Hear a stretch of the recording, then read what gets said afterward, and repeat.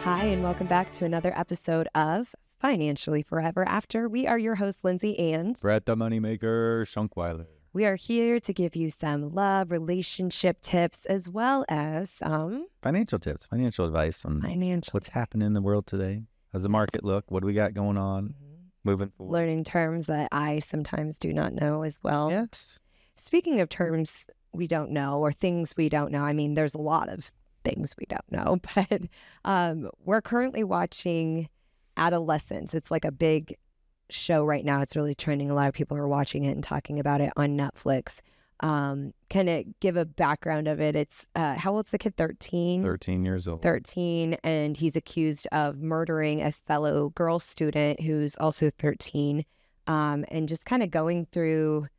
It's the way it's filmed is interesting too. It's like different perspectives throughout, and you think for sure the kid did it, and now they put questions in your head. And there's only 4 episodes. We're only 2 in, but the thing that got me thinking, especially last night watching episode 2, was the lingo that kids use now. So they had mentioned on, was it Instagram, that the kids were using? It was just it all came down to like emojis. Yeah, but they were using certain like emojis in their text on Instagram to like indicate. It was kind of like the one was bullying the other. Yeah.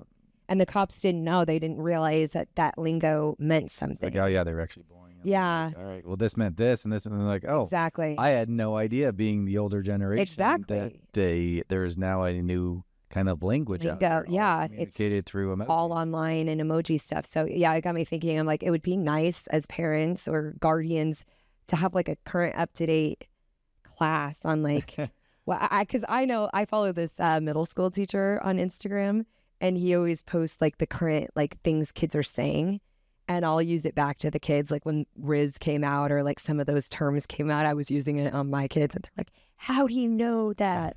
How do you know what that means? I'm like, I follow this teacher, and he gives the parents like the heads up, like this is what's happening. Yeah. So I feel like the online stuff, they need like a course for us. I don't even know if you need a course. You can probably just Google it with AI these days. Say, what's the new lingo these days with emojis, and it'll probably come up. Because I know I heard way back when, and this could be different, but one of my friends had said like kids were hiding things on like the calculator app on their phone. Yeah. And that's scary to me. I mean, I don't know how you would do that, but it's like we didn't know these things as kids.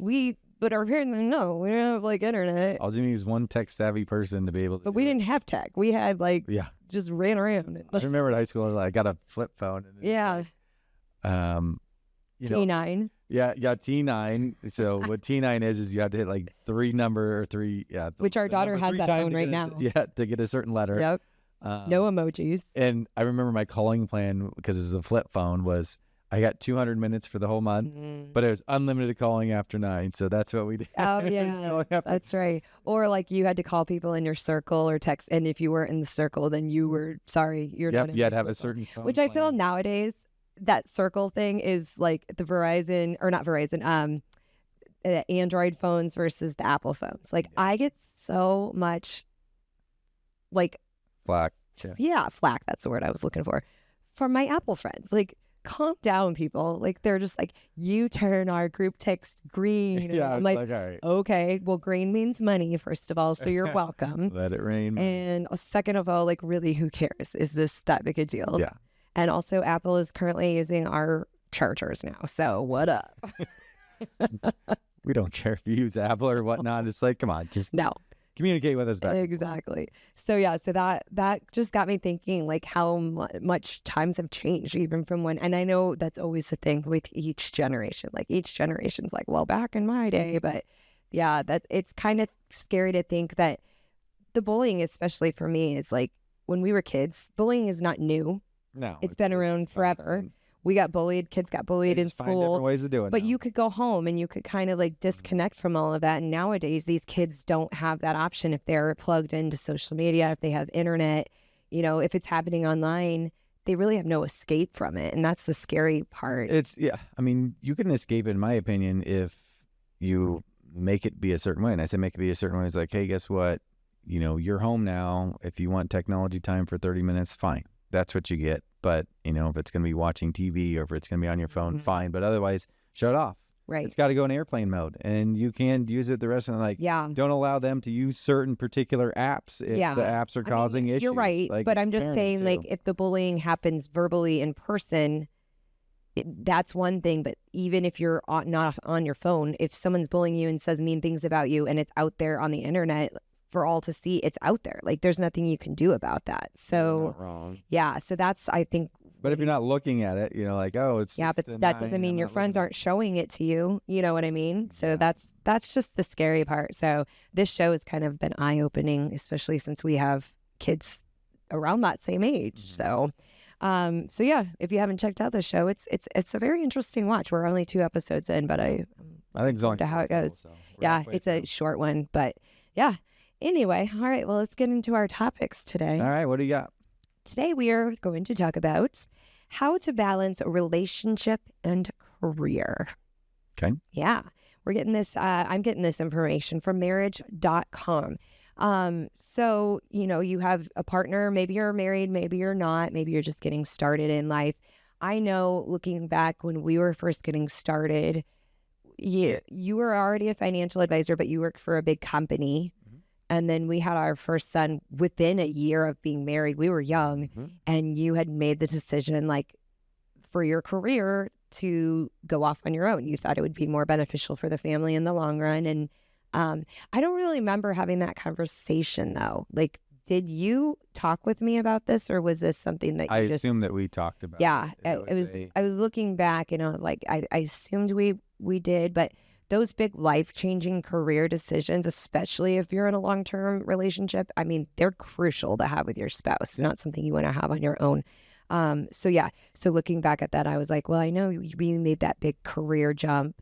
And then as far as, build or buying a building when we decided to open the firm, those kind of big career paths, even if it's just for one of the partners, it's something you both have to have as a You got to both be on board, conversation. because that's a big financial decision. Exactly. And Financially it affects you, like, speaking, you said, your at time, home, it your affects at-home your work, life, everything. So here's some tips that marriage.com has given us to help with that balance. So number one, obviously you need to be with the right partner.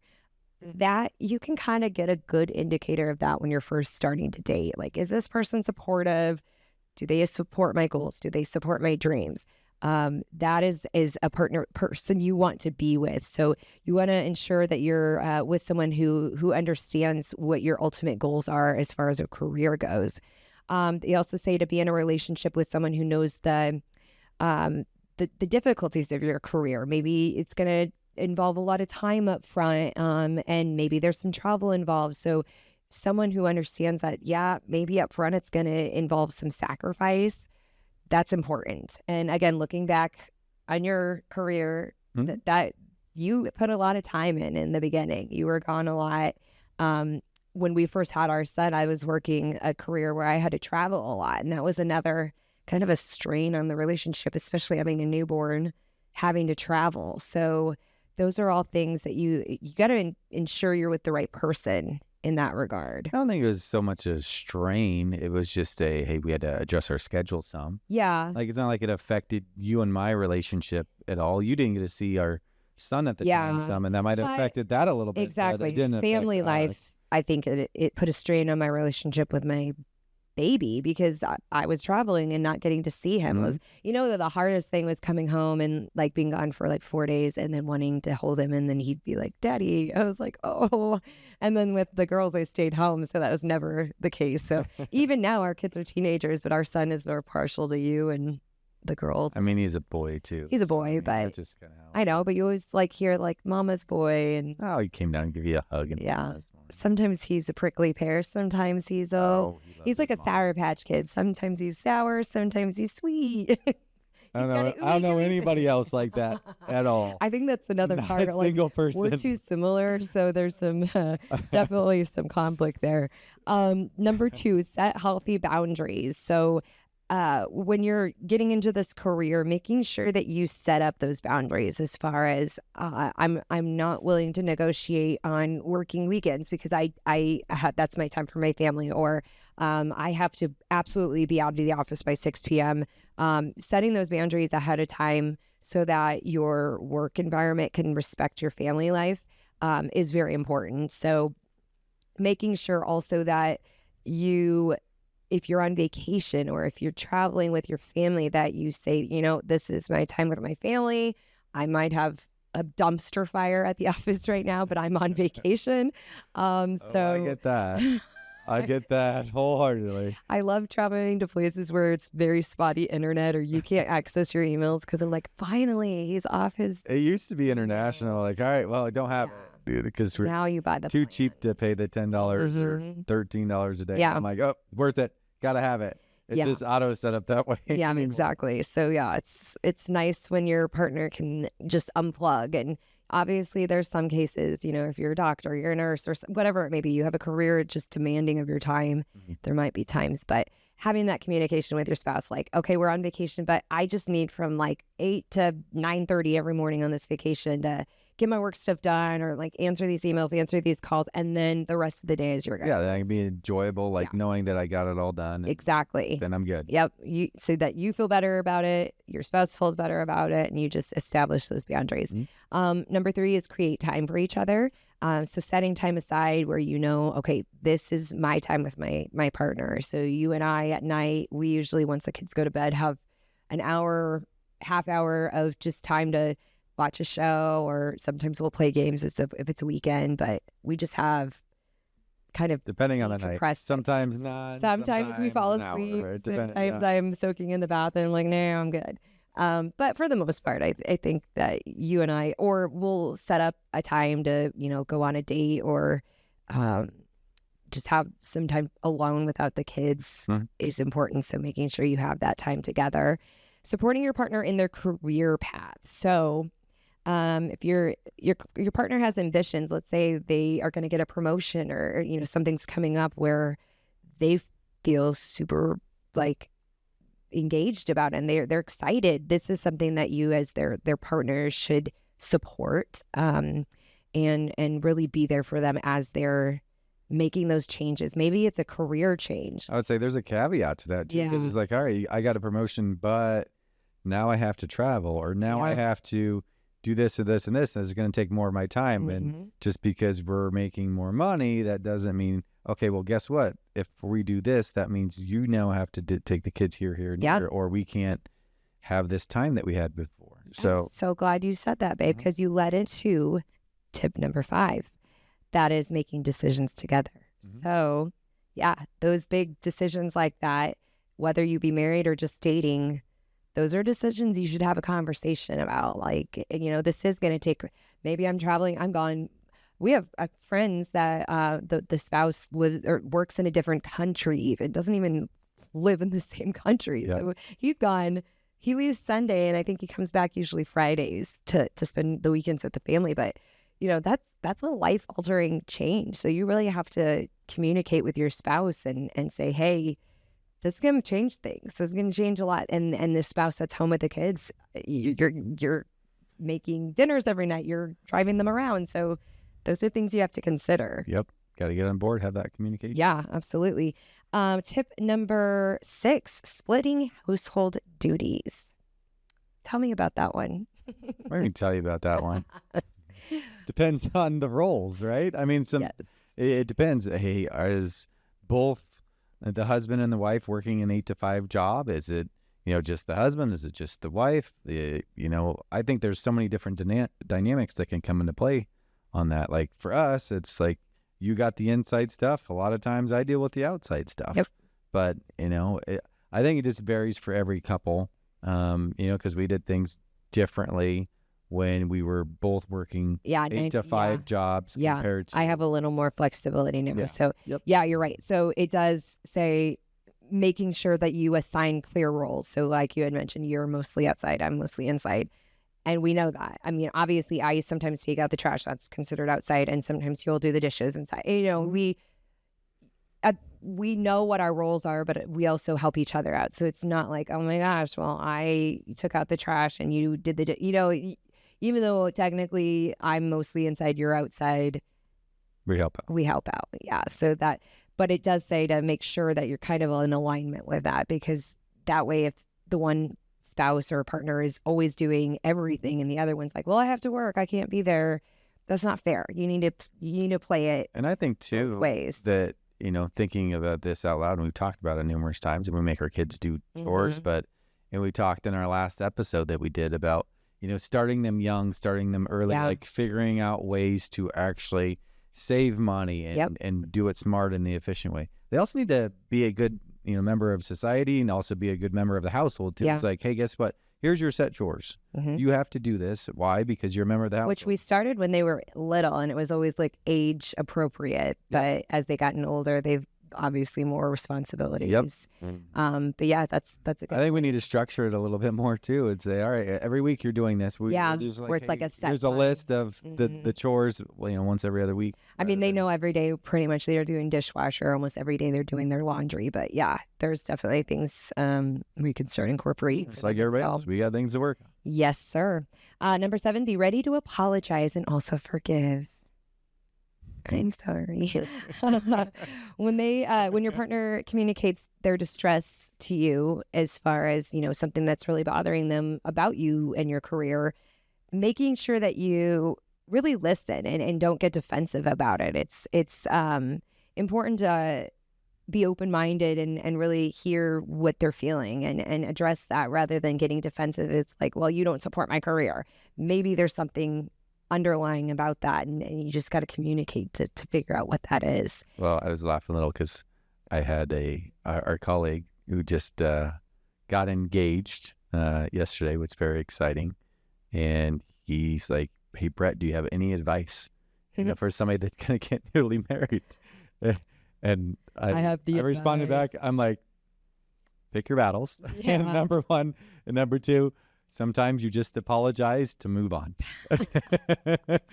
So, maybe you think you're wrong, maybe you don't think you're wrong, but sometimes it's not worth the little bit of like pride that you have to say, hey, you know what, we're better off if we can both move past this, and we just need to apologize, because whether you think that you're in the wrong or not, like you say, and you make your feelings known, like, all right, I get it, but I'm probably in the wrong for this piece of it. I know, but if you're just apologizing for the sake of apologizing and really not understanding your behavior and what you did, and to make your partner upset, it could come back around to you. So I was just saying, you need to have the conversation. Yeah. But still, there's even times that we do it and like, all right, well, I still didn't think that she sees my way. Yeah. And you're just like, why doesn't he understand how I think? I don't get it. And it's like, all right, well, I'm semi-apologetic, but it's like, white flag. It is what it is. Let's just move on. We're going to be better off if we can just move on. Yeah, very true. So that goes in with number 8, which is communicate regularly with your partner. We beat this on the head all the time, but good communication, it's huge in a relationship. So checking in regularly with your partner, especially if it is a new career or a new position and you're spending more time at work, making sure your partner's okay with it. Like, how are things going? What do we need to work on? What do we need to change? How are you feeling about it? Those are very crucial pieces to making sure you keep the peace. Number 9, I like this one. Plan vacations, date nights, or hangouts. Ooh, I like this one. I'm all about a good vacation, or even just a night out to not cook. I am all. Oh yeah, anytime you can not have to cook, you're like. I really despise cooking. I'm like, why did I end up the mother? Like, I want to be the dad. There's a lot of dads. You know what? Like, you're really good for me in having because you force us to have vacations, and you just like put it on the calendar, and like, I work my butt off all day long. Yeah. And I probably work more than I should, but it's nice going on a vacation that you actually love planning it. Yeah. And I like not having to do anything. It's like, hey, I'll bring up the suitcases. You tell me when I got to load them, what time I got to wake up.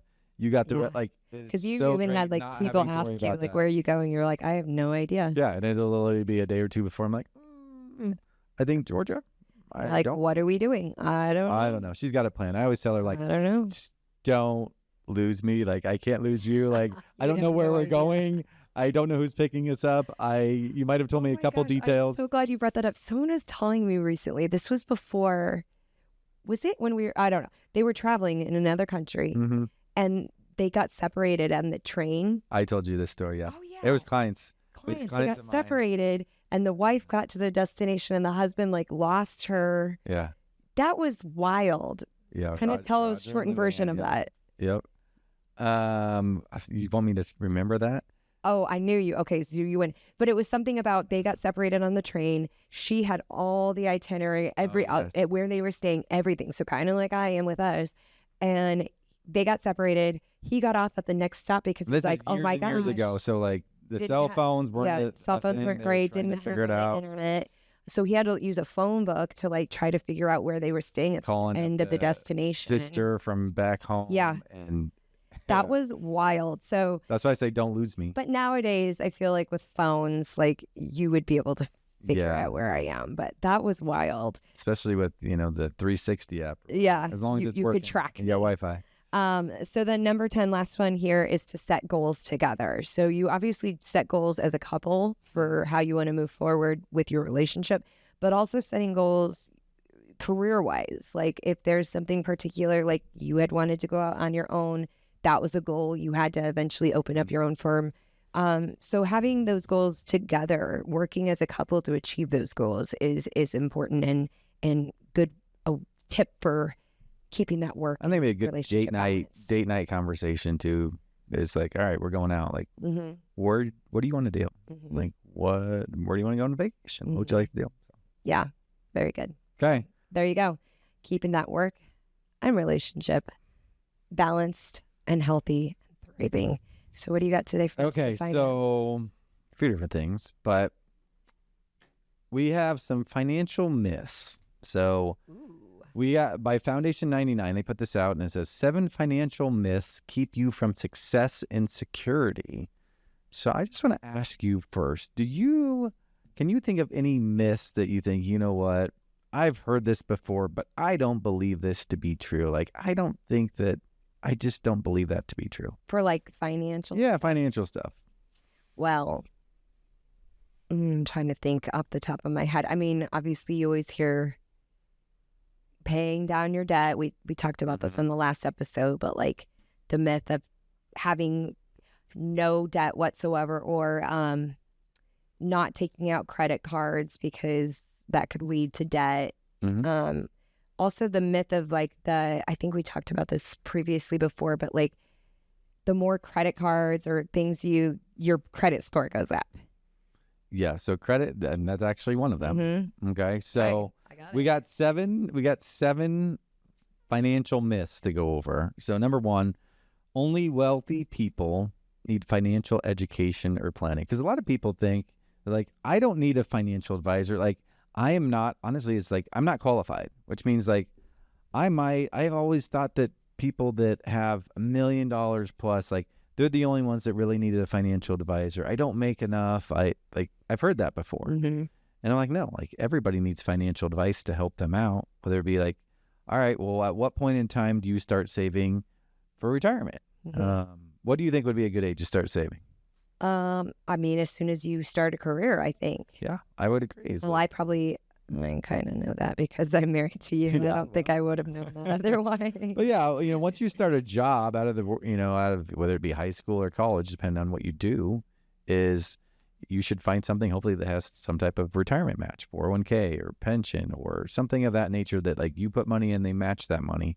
Or you could start up a Roth IRA, but there's some basic principles you want to have first. Like a lot of times you want to have about 3 to 6 months of your gross annual earned income liquid.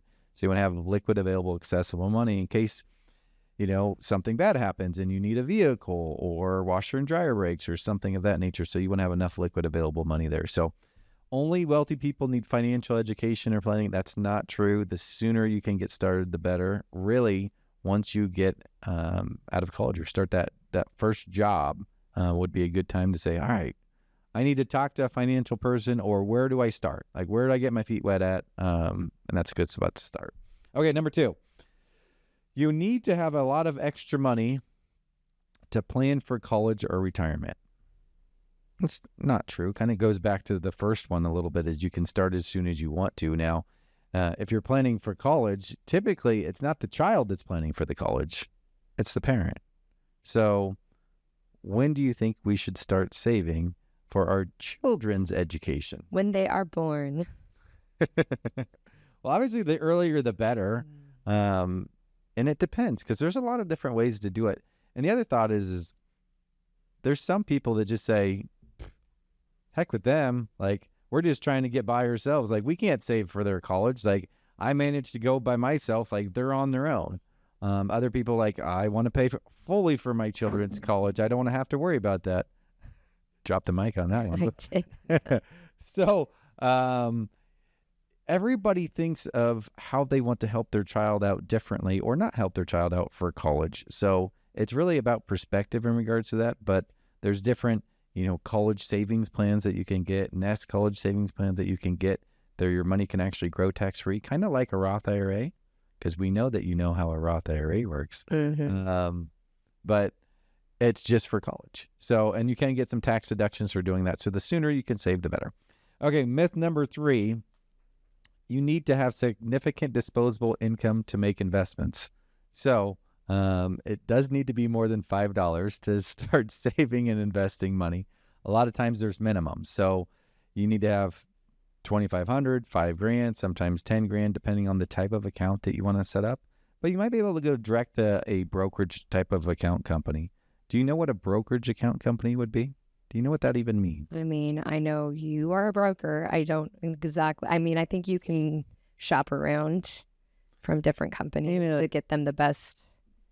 Yeah. So like rates. A brokerage company would be, you could either have a broker, or you're like, you know what, if there's certain minimums at needing to have a broker, you could say, I just need to go direct with the company. Like, hey, I'm going to go to Charles Schwab, or I'm going to go to like an E-Trade or something of that. Just, I need to open up an account because I don't have $5,000 or I don't have $10,000, but I want to start some type of savings habit.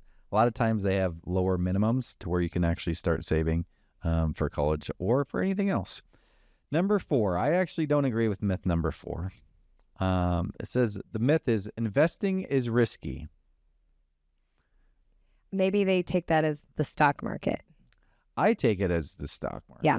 Because it is risky. Yeah, investing in the market is risky. Yeah, so I don't believe with that myth. I'm sure that's what I don't think that to be true in any capacity. If you're investing in stocks, if you're investing in mutual funds, like, you can lose value. Like, that is something that can happen. Now, granted, that doesn't mean that you can't invest in safer investments as well. You can invest in checking, savings, money markets, CDs, fixed annuities, fixed index annuities. There's various different things that you can actually invest into where they're not going to go down, and you have that safer money. But a lot of times, as you are investing in those 401ks or the IRAs or the Roths, that is in the stock market. So that is risky. Anything that can lose value is technically, in my opinion, considered risky. So I don't actually agree with myth number 4. I mean, I think they're saying that it's a myth, so it's actually not risky. But the thing is I'm saying, like, if you do invest, that can be risky. So that one's like a gray, 50-50. Yeah, maybe. It depends on what you're depends on how you invest. Yes, correct. Okay. Myth number 5, you don't need an emergency fund. You do. You need to have that, right? Ah. So what do you think would be a good emergency fund? How much money would you need? I've said this a couple times. I know. Do you listen? Dun, dun, dun. She laughs like, no. I know what I need to know. I'm good. Couple grand. I even said it earlier in this segment. You did? Yes. Gosh, this is what I'm doing. $5,000. No. How much? Okay. 3 to 6 months of your annual income. Oh, I've heard that. Yes. So if you're making, as simple math, you're making $100,000 a year. You could make more or less. It's just easy.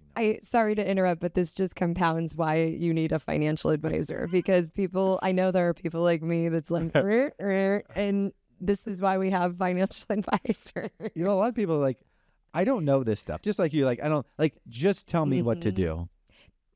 Excuse me. That's how you feel about building anything. Oh my gosh. You're like, just build it for me and tell me how much I owe you. Yeah, I don't need don't to wanna know the do ins and it. outs, like people that we work with. Let me tell you about where this nail placement, and like I don't care. Yeah. Like, just Just tell me. build it. Like, tell me it's Tell done. me when it's done, Brad. Exactly. Yeah. So that's how I feel sometimes with some of this stuff. I'm like, just tell me when I need Tell to me what I invest. need to know. So if you're making 100 grand, you need 25 to 50, something of that. But it should be a ratio of how much income that you make. Could be more, it could be less. And there's certain situations where you don't need that much. You say, oh my gosh, I own a business and I'm making $2 million a year. Do I need, roughly $500,000 to $1 million? Like, no, you probably don't. But that's kind of extreme. All right. So myth number 6 here: scholarships, financial aid, and post-college job will pay for your college. Let's be real. There's not a lot of places right now that will actually pay for your college when you're done. So there's a lot of ways to save up for college. You can use checking, savings, grandma, grandpa, mom and dad, 529 plans, college savings plans, lots of different ways to save. But post being done, there's not a lot of places that will actually pay for your college when you're done. Maybe if you were like a member of the military, they might pay it. Or maybe if a nurse or something of that nature, they might pay it. But Lindsay, there's a lot of places that actually don't pay for your job when you're done with college. I'd say the majority of them don't pay for your job when you're done with college. So I would not plan on having them pay for your college. So myth number 7, your credit score isn't important and it's risky to use credit cards. So we pay, I don't know if you realize this, but we pay for everything that we possibly can on our credit cards. You know that? Well, yes. You're telling me this. Yeah. So No, I did know that. yeah, so we pay for it. Why? You might say, oh my gosh, is that risky? Should I be doing that? Should I not be doing that? Well, I think if you get to where we are, which is where we tell all of our listeners and our clients that, like, hey, you want to have about 3 to 6 months of your gross annual earned income liquid and available, accessible. Why? So then you can charge stuff on your credit card so you can build up the points. You can build up the mileage. You can get, like we have a companion pass when we fly that, I can take anybody with me and I can change it a few times a year. You just got to pay for the TSA fees or whatever they are to do that. But you get additional benefits and perks if you can charge it all. But we have it Autopay. We have Autopay that whatever we charge, it automatically gets paid by the credit card company. So why not get the additional perks and points for stuff that we're going to charge anyway? But don't do that if you don't have the emergency fund in place and a secure job to make sure that you constantly have enough money in there. But in regards to credit cards, you might say, well, should I get a credit card to build up my credit score? And it's not a terrible thing as long as you put money on there, you pay it off every month. Put it on there, pay it off every month. We don't want you to have 13, 15, 18, 20% interest on these credit cards because that is not beneficial if you do not pay it off every month. So that is the key takeaways there. Awesome.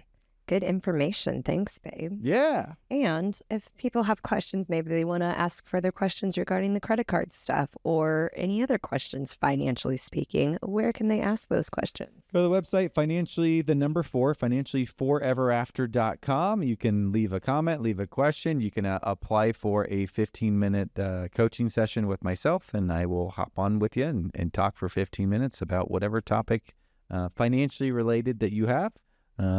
Where can you listen to us? You can listen to us on Spotify, on Apple. You can also view and listen to us on YouTube. So make sure to check it out for future episodes on some more financial tips, also relationship tips. Maybe you'll learn a thing or two. So thanks again for joining us on another episode of Financially Forever After, a Love and Money podcast.